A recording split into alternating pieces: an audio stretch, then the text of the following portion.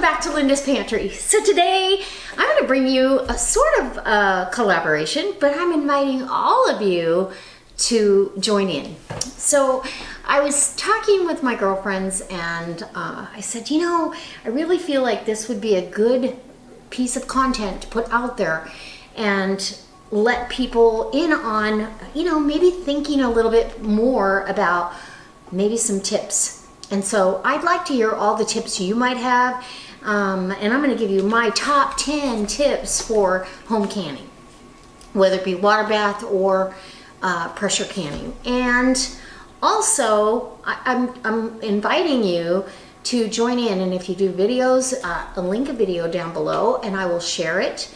I'll create a playlist. I believe that Lisa over at Sutton's Days is going to join in with me. And so if you're out there and you do videos, or if you just have some really good tips that you don't hear in this video, leave it in the comment section. And let's see if we can't get a conversation going about how we feel about the top 10 tips for canning. So I wrote all mine down here. So I wrote them down while I was actually labeling jars. I'm getting ready to put all those away. I had to write out labels for them because they're all Tattler lids. So, tip number 1, make a checklist. Make a checklist of what you're going to need for the canning session. That from start to finish. And when I mean finish, I mean all the way to the end. If you need labels for your jars or just a fresh Sharpie, have that checklist. Yes, I've got it. No, I don't have to go to the store, because if you ran out of labels and you've got to wait till Amazon gets them to you, or you've got to check at the store and see if they even have them, or you don't have them in, maybe you print your own labels. I use the dissolvable ones, so they wash right off my Tattler lids. I don't use a Sharpie on my Tattlers, but on a button top lid, I'll just write on the lid. So I have a checklist from start to finish. I need jars, I need rings, I need lids, and I check everything on that list if I have everything before I even think about starting a canning session. Tip number 1. Tip number 2, get everything ready before you start. And that means get it all out. You know, I get my canning mat out, a plate if I'm going to set my jar on a plate to, you know, to fill it. I got my jar lifter, my funnel, my ladle. I want everything out so I don't have to scramble at the last minute. Because let's say you're doing jams or jellies. As soon as that jam is done, you should be putting that in hot jars. If you have to run around looking for a funnel or a magnetic wand, if you're using metal lids, it slows the process down. So just saying, have everything ready. Okay, tip number 3, take your time and enjoy the process. It's a labor of love, but it is so rewarding if you take your time and you don't stress about it. Yes, okay, and I just thought of another tip, but okay, I'll include it in this.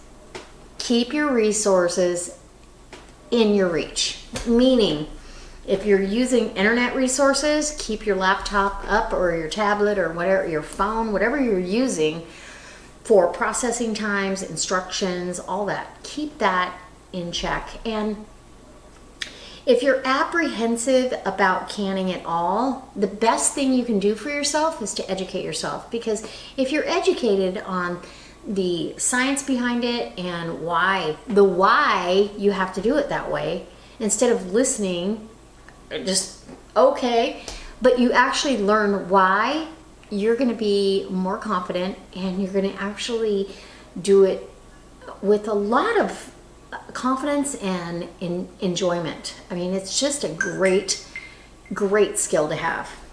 I love it. Okay, and trust me, it's addicting. Okay, tip number 5, when you're pressure canning,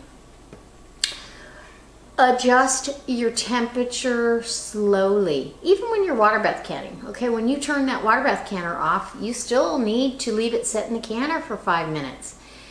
When you're pressure canning, you need to adjust the temperature down. If you're adjusting it down because it's too high during the canning process, you need to adjust it slowly in slow little tiny increments. And when you open your canner. You need to let that temperature adjust slowly so you don't have a lot of siphoning. So again, taking your time. Okay, number 6, never leave the jars in the canner overnight. I've seen this a few times on YouTube where people have left jars in their canners overnight and then the next morning come take them out. Well, what that causes, or can cause, may not always cause it, but it can cause what's called flat sour. And flat sour is not something that will ruin the food, but it will no longer taste good. So it holds it at a temperature that's not hot enough or cool enough. It doesn't allow it to cool quite fast enough, so it traps in that warmth for too long of a period, and it can cause flat sour.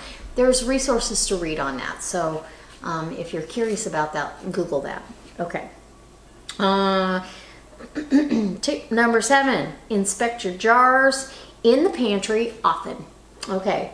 Every time I go to get a jar out of one of the jar boxes in my extended pantry, whatever jar box I'm in, and there's a dozen jars in there, I test all the lids. Whether it's a button top, I check all the seals on all those lids.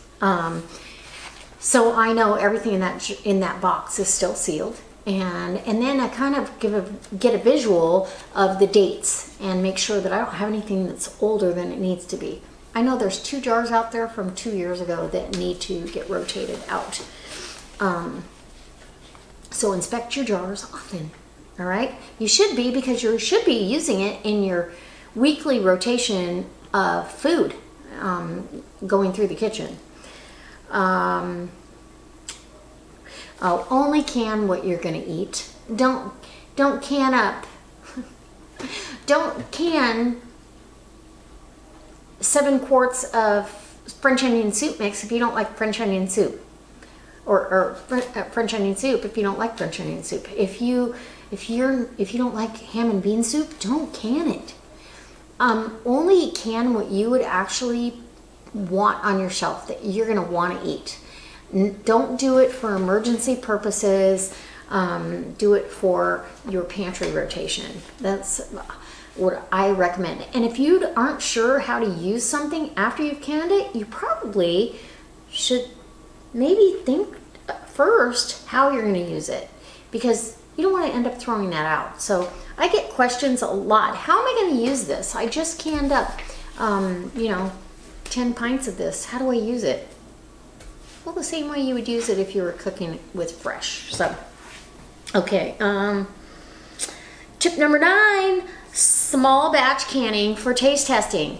I am absolutely a fan of this. I have started implementing this because now that it's just me, I know how my taste buds, when I was with Michael, he would eat a lot more than I would, and he took stuff hunting and all that, and so I actually I guess I actually would do bigger batches and stuff that I definitely would not eat on a routine basis, but I knew that he could incorporate those into other meals. So that being said, I do small batch canning, especially if I'm taste testing a recipe. So I just did that spicy pork, or the roasted pork and spicy broth. I have to do another video for you guys because I lost the footage, but I would totally do a full double stacked canner load of 19 jars of that. It is delicious. And I have tons of recipes coming up for you guys using that spicy pork. Okay, so test it out first if you're not sure. Let's say, like the new ball canning book, and I'll leave a link to that book.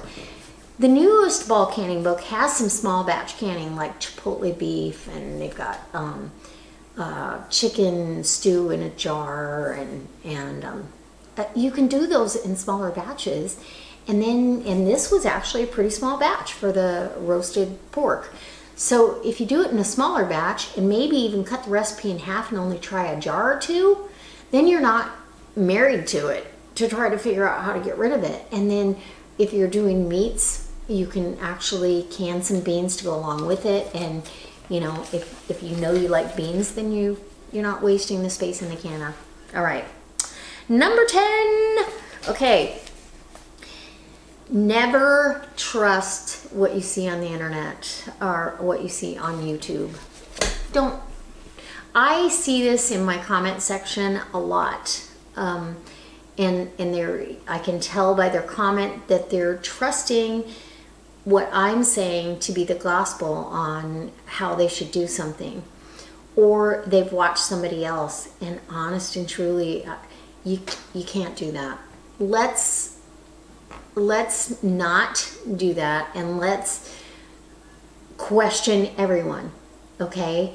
And double check with trusted, reputable resources for your information. So if I say that it should be 90 minutes for a quart jar of chicken, double check it. Double check it.